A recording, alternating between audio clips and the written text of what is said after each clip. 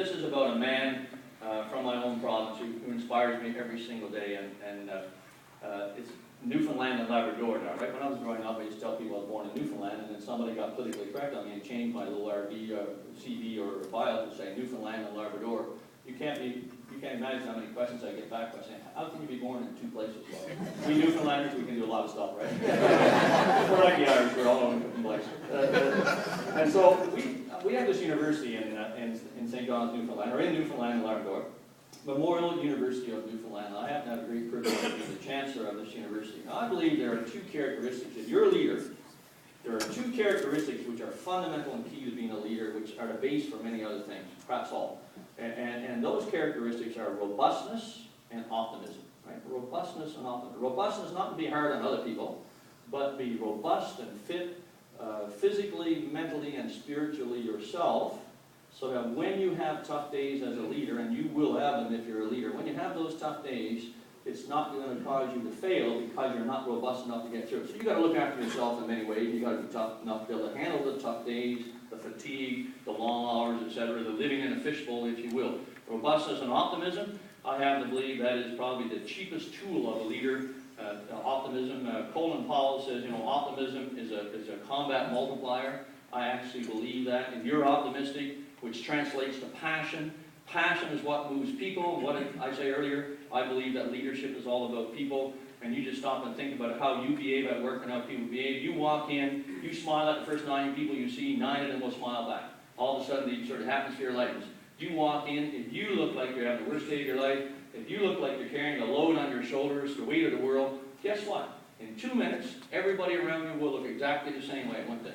And they will perform in that manner also. So optimism, I believe, is a fundamental requirement of a leader. And the guy I'll tell you about is Dr. Nigel Rusted. We established our university in 1925. Get this, having just come through remembrance Day and all those things that cause us to remember why we have a great country. We established Memorial University of Newfoundland in 1925 with its first class to be a living memorial through education to the Newfoundlanders who had died in the Great War of 1914 to 1918. We've expanded that, if you will, to encompass those who died in World War II, in Korea, and in the operations since then, right up to and inclusive of Afghanistan. We had our first class in 1925. We established that, first of all, for 1,610 Newfoundlanders who died in that Great War. Half them died, think about this from a leadership perspective, half them died in a 45-minute period on the 1st of July 1916. We had the Royal Newfoundland Regiment on the line to a little place called Beaumont Hamel, a battlefield not much bigger, say twice the size of this room. I mean, it's ungodly small. And at 7:45 in the morning, they received orders to jump off and do an attack. At 8:45, they actually jumped off, 801 soldiers. They went forward over one series of friendly trenches, got to a small crest line, headed down the hill into the face of barbed wire, German artillery fire, machine gunners, and snipers.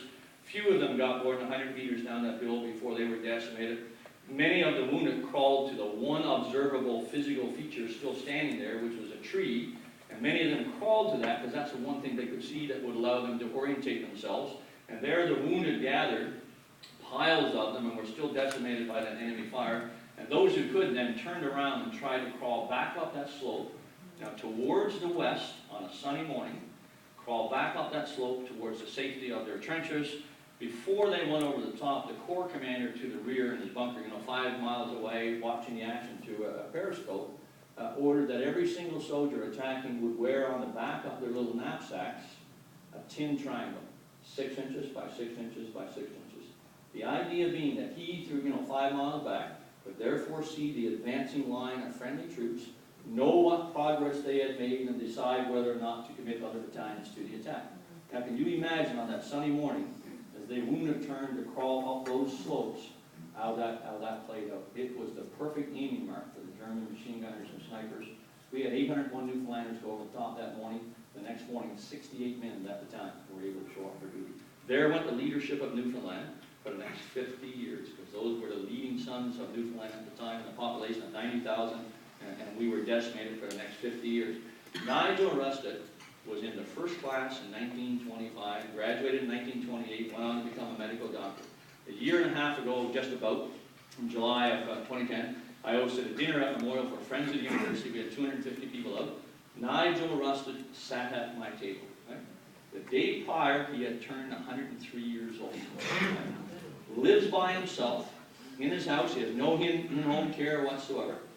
Still maintains an office in the Health Sciences Complex in St. John's. Goes in 4 days a week. The oncologists there, I know most of them, they all still go to him for advice and counsel and records. It's quite incredible.